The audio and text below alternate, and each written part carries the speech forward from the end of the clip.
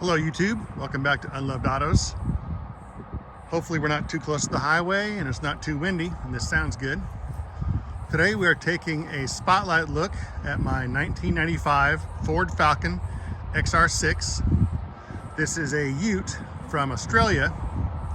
Some of you may know that in Australia the Ranchero and El Camino type vehicle that they stopped selling in this country in 87 with the El Camino and I think 79 with the Ranchero.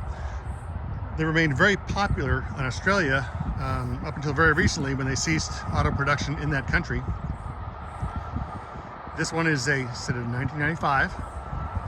What makes it special is that it is an XR6. That means that it has a 4-liter straight 6 engine instead of one of the lesser engines, a 3.2 or 3.9. It also has what's called the British Tuning Company Tickford package on it. That is something that I'm not familiar with at all, but in England, it's this company called Tickford that does some racing engines and other things, I guess, and they had a part in this car. Rumor has it, according to the internet, that only 1,050 of these were made in Australia, and it's unknown by me how many are in this country. This is the only one that I've seen. It popped up on Hemmings.com about 4 years ago for sale, and I saw it and said, well, I have to have that. So unique, so different, probably never see another one. It has 220 horsepower. It's part of the XG series of Falcons. In Australia, they made these Falcons not only as utes, but also as sedans and station wagons and panel vans. Kind of neat. I've never seen one of the other variations in this country either, though if I ever did, I might be tempted to grab it. Once we look at the interior, you'll see this kind of Mustang-like, as in 1987 to 1993 Fox Mustang. Has that little ledge there.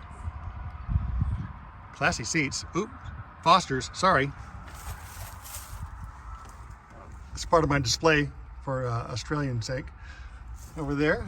By the way, it has let's see how many miles, 121,000 miles on it, which is certainly more than most vehicles that I like to have, but again, with the uniqueness, what could I do? You can see in the back here, there's no place for a license plate. The Australian one is long gone, so I just keep mine in the car. And if I get pulled over, I hope the cops will understand and cut me a break. I washed this before bringing it out here, and we look in the back here, we see the automatic car wash leaves a lot of soap in the back. Oh well, so be it. The little roll bar didn't come with it. From what I can tell, that's a very popular add-on in Australia, where these vehicles are just used to death, along with brush guards and things like that. This car reminds me a lot of the Mad Max era Australian vehicles, not in terms of look so much, just that it's so different and so Australian as opposed to most American vehicles at the time. One of these days I'd love to have one of the Mad Max last of the V8 Interceptors. We'll see. The background story for this, I know very little of it. It started out in New Zealand of all places, made it to Seattle and then to Michigan. And that's where I found it for sale, was in Michigan. It's worth taking a look under the hood here because it's kind of different. There's some more of those Mustang-like switches. We'll see if I can get this thing open without too much effort. It's always tougher with one hand. Oh, look at that. There it is. There's the Tickford Inline 6. We have the very unusual homemade foil job there. At some point I'll get that replaced. This car has a lot of torque to it. It's not real fast, but it'll pull pretty well. I really dig it. Oh, there's the front license plate. Still has the front one, which I can leave that there in Texas because the classic car plate only goes in the rear anyway.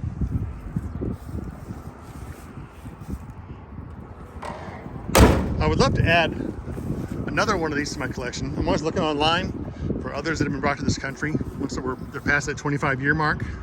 There's a few here and there, but some of them are fancier, like the XR8, and really hard to get. Someday, maybe. Well, thanks for watching, everybody. Next week, we'll probably have either a guest spotlight or another vehicle spotlight. We'll see you then.